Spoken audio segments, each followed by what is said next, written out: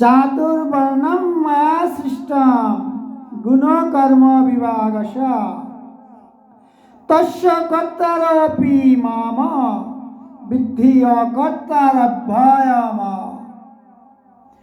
চারটে বর্ণ, তাহলে ভগবান বলছেন তাহলে কি তিনি চার ভাগে ভাগ করেছেন?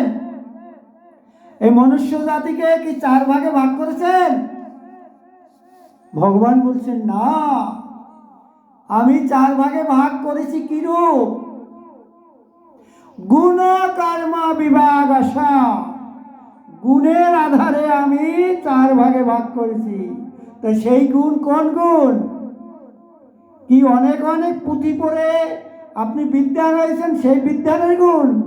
না না না না না, গুণ হয়েছে মাপদণ্ড। কি মাপদণ্ড? যে এই ভগবানের রাস্তায়, ভগবানের দিশায় যে যতটুকু এগোবে তার উপরে তিনি গুণ করেছেন। সেই গুণ আধারেই তিনি চারটে ভাগে ভাগ করেছেন, শূদ্র, বৈশ্য, ক্ষত্রিয় আর ব্রাহ্মণ।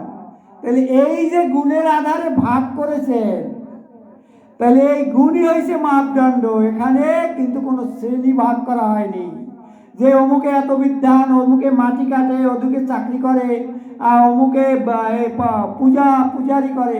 এভাবে ভগবান বলেননি, এভাবে ভগবান মনুষ্য জাতিকে ভাগ করেননি।